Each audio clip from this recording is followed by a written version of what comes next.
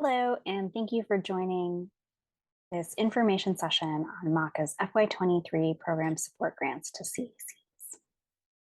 We will review the RFR and application process for the FY23 program support grants, and this session will be recorded. There are minimal updates from last year, so for many of you, this information will be a review. MACA administers multiple streams of funding to CACs. This session will focus on the MACA program support grants, which are $50,000 grants supported through the Department of Public Health with state funding. MACA also administers VOCA-funded CSEC subcontracts, as well as supplemental state funding or legislatively appropriated funds for CACs without state earmarks or below a certain level. The other two funding streams administered have separate processes for applying, reporting, and fund disbursement.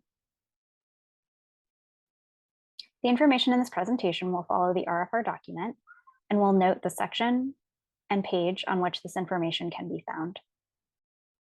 In section 1 of the RFR, the overview, we state that through a contract with the Massachusetts Department of Public Health, MACA administers state funds to 12 member children's advocacy centers in the form of program support grants via an annual request for responses process. This provides a fair and equitable opportunity to receive funding and criteria against which proposals are evaluated. Eligibility is open to MACA member CACs holding accredited membership status with the National Children's Alliance, and the maximum amount that may be requested by each center is $50,000. The objectives of this procurement are to improve overall capacity of CACs and to develop and strengthen their ability to achieve and maintain national accreditation standards. Our desired outcomes are to have at least one functioning CAC in all judicial districts, and that CACs be equipped and resourced to deliver high quality services and able to meet NCA standards for accreditation, that they be able to continually improve operations to reflect CAC philosophy and emerging trends, and that they be supported and staffed by trained professionals. The ultimate goal is for CACs to have the ability to respond to all instances of child abuse inside and outside of the criminal justice system, and regardless of socioeconomic or cultural background of the child. That last bullet really speaks to the broader goal of expanding accessibility to serve victims beyond the traditional CAC client, such as victims of CSEC, physical abuse, children with problematic sexual behaviors, and provision of services or referrals, regardless of whether cases go forward in the criminal justice system, as well as addressing obstacles and enhancing services so they are accessible, appropriate, and culturally sensitive to all the children and families who need them.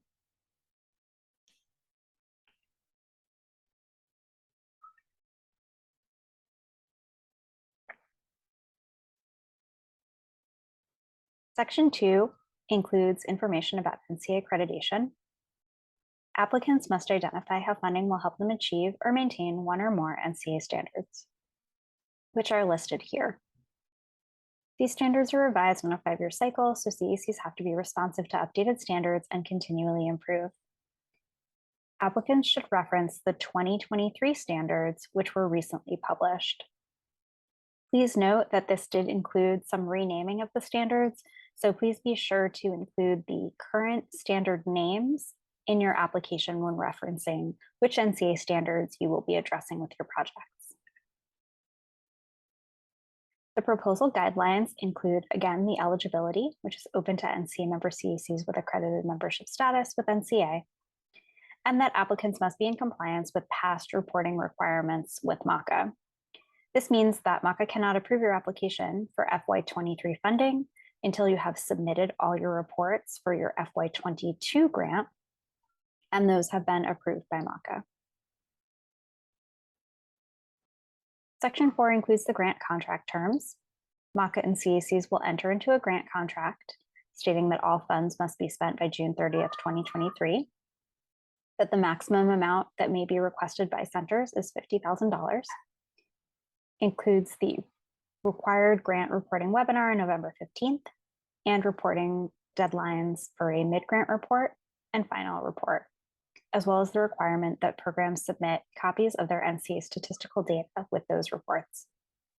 The contract also outlines disbursement of funds, which are dispersed in 2 checks, the first upon application and contract approval, and the second upon submission and approval of your mid-grant report. Section 5 includes the timeline and key deadlines, including the application deadline of August 10th, the award announcement deadline of September 30th, and the mandatory reporting webinar. Section 6 outlines the evaluation criteria. A committee of MACA staff and board members review applications, and they are scored based on the format for application on page 6 of the RFR. We will review each section individually next. The application cover form requests basic program information and is the first page of the application. The program narrative is the core of the application and is worth 60 points. Each section of the program narrative is assigned its own set of points, and we will go through each one here. The description of the CAC program, including development and program sustainability, is worth 10 points and should include a description of the organizational structure, stage of development, staffing, and programs or services provided. This should also include a plan and timeline for national reaccreditation. For example, if your CAC is up for reaccreditation in 2023 or 2024, how will you plan for that? It should include changes in structure, growth, or development since last funding year. And it should include a plan for the long-term success and sustainability of the CAC. We estimate that this information will take up 1 to 2 pages. The description of the proposed project is worth 30 points and is the most heavily weighted. Here you should describe how funding will be utilized, how it will assist the CAC in meeting one or more NCA standards, which should be explicitly named, and describe gaps in the CAC program components and how they will be addressed. We estimate this information will take up 3 to 4 pages. Goals and objectives are worth 15 points. This section should include identified goals, clearly identified and measurable objectives, which are SMART, which we'll talk about on the next slide, and timelines. The final section, detailed description of CAC commitment and specific efforts to collaborate with MACA and other CACs in the state, is worth 5 points.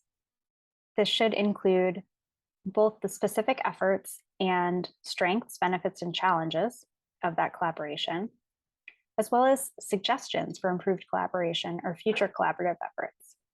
And we estimate this will take up 1 to 2 paragraphs. Here we'll take an opportunity to talk about goals versus objectives and SMART objectives. Goals are expected outcomes that give a program direction. They are broad and encompassing, and they should not have time frames. Goals lend a sense of purpose to the program and are the reasons a program should be funded.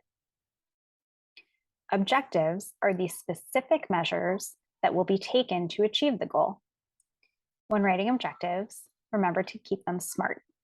Specific, or what will be done and who will do it. Measurable, how the action will be measured. Attainable, realistic given timeframes and resources. Relevant, fits the purpose of the grant and project goals. And time-bound, has a specific timeframe for completion.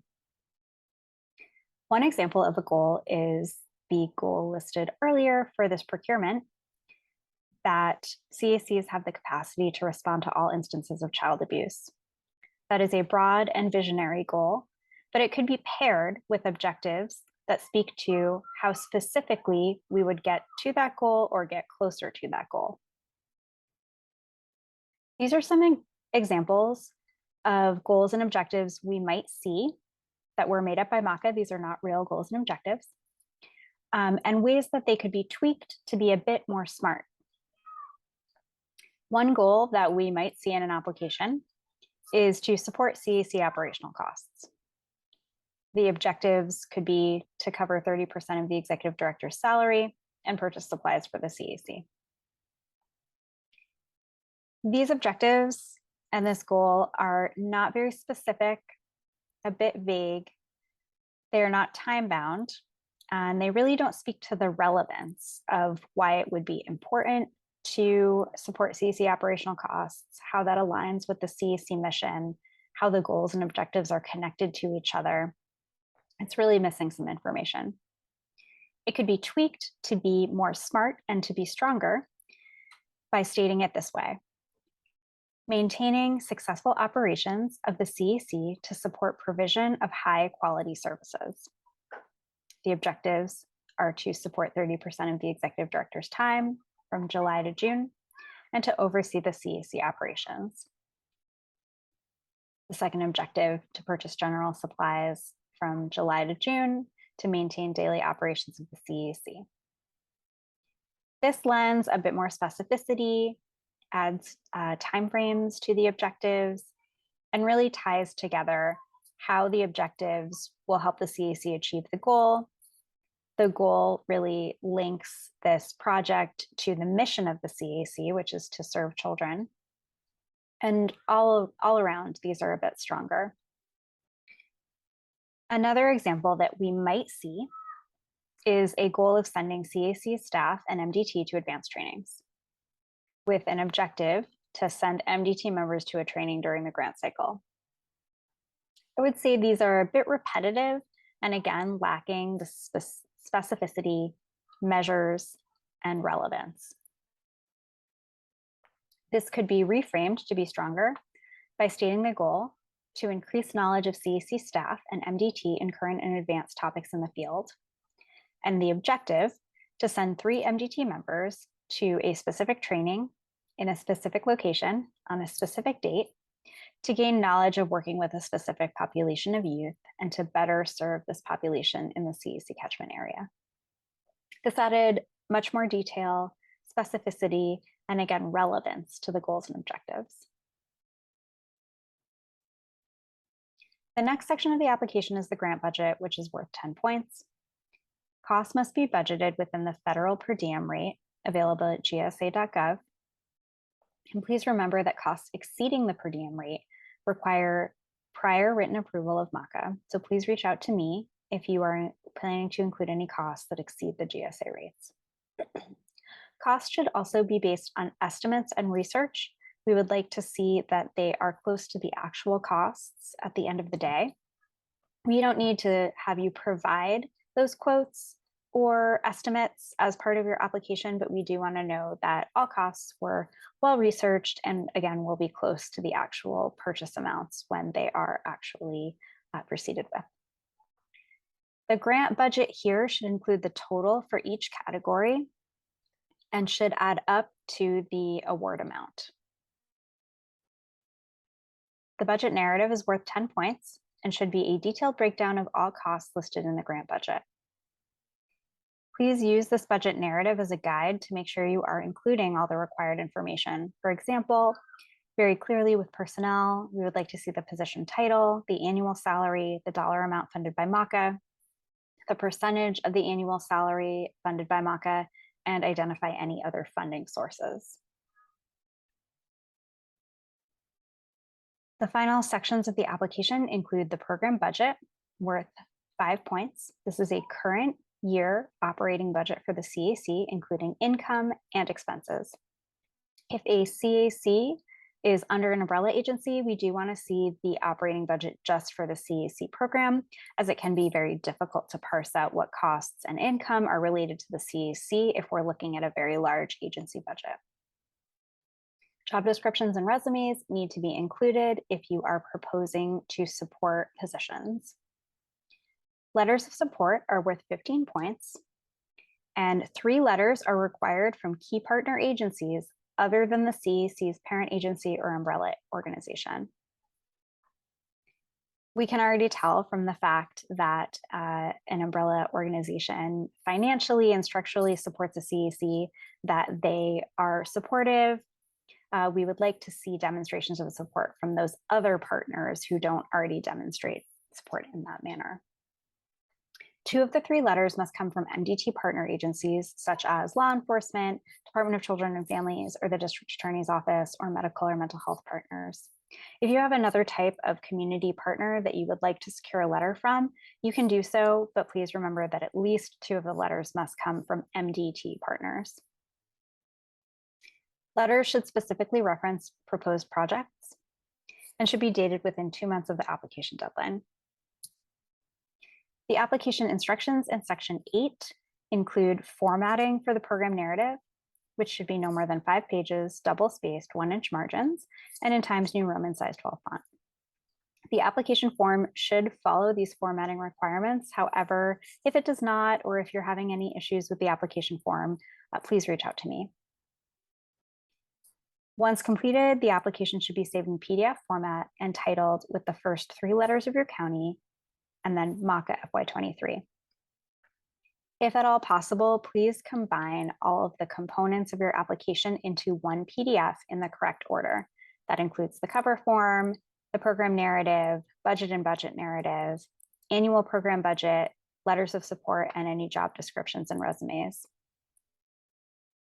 Please submit the application via email to me at giamodio@machildren'salliance.org. The RFR towards the end includes a list of allowable costs. These are for guidelines and do not include every single allowable cost. If there's something you're uncertain about, please reach out to me.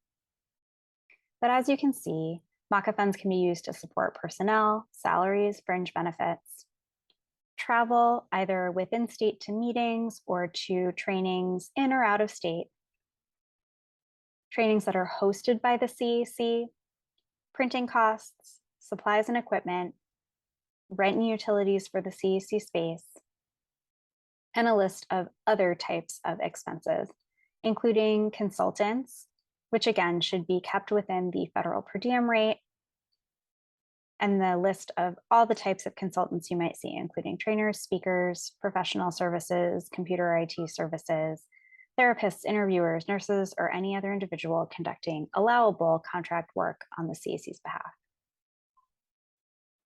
Unallowable costs include expenditures that are not directly related to the Children's Advocacy Center or the mission of the Children's Advocacy Center. Also unallowable are any activity or payments related to lobbying or fundraising. Finally, any expenditure not directly related to MACA-approved goals and objectives of the project are not allowable.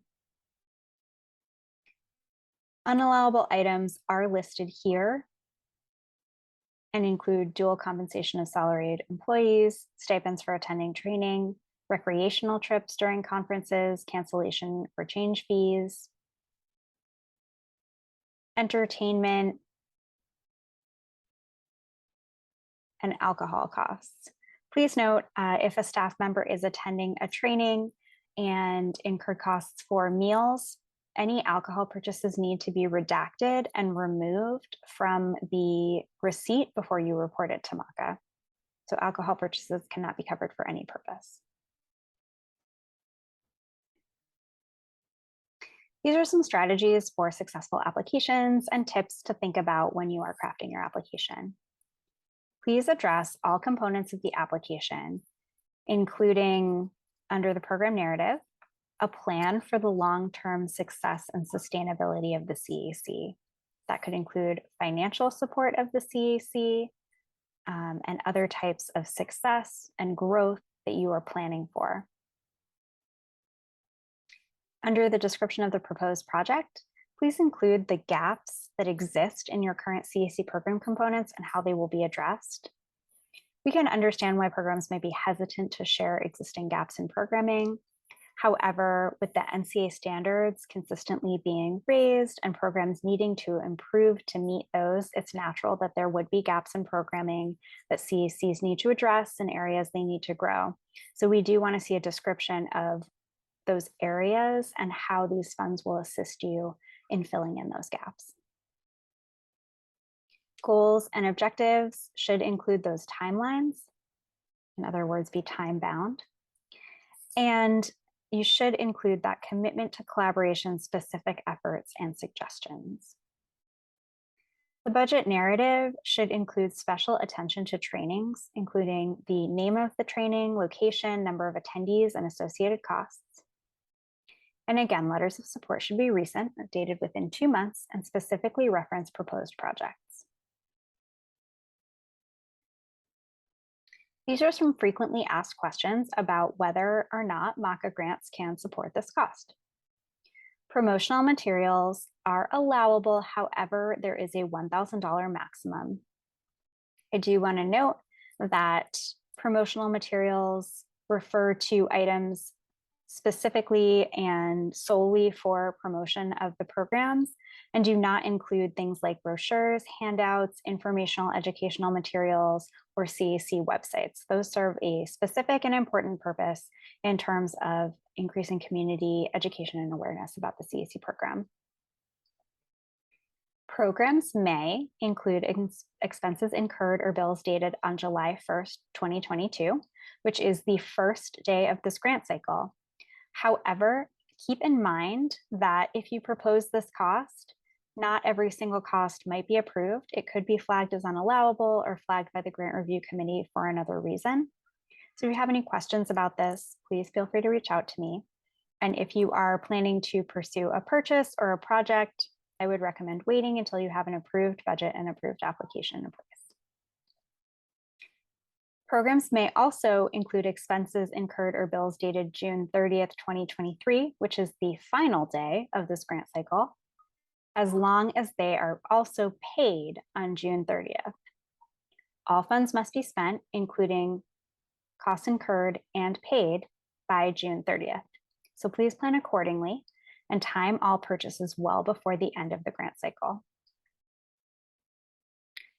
Programs have asked if they could include the cost of a donor database system. This would be considered a fundraising cost and would be unallowable. However, other types of databases for case tracking or tracking individuals served are completely allowable and could be included. I've also received questions about whether or not the MACA program support grants could support mortgage costs for programs that are in a position to purchase their buildings, or indirect rate costs. MACA can review these on a case-by-case basis as needed.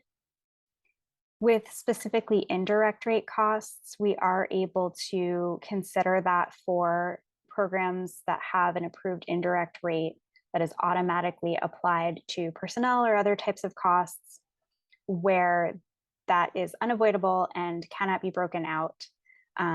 We are not able to support that optional 10% de minimis indirect rate costs for nonprofit programs or other programs that don't have it automatically applied.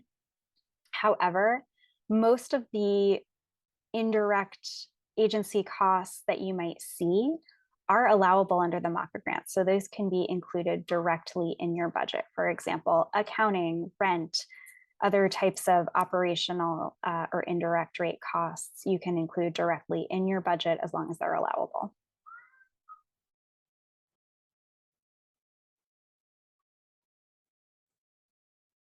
Thank you very much for joining me for this information session. This recording and all resources related to the FY23 program support grants will be posted online, and a link will be sent out to our distribution shortly.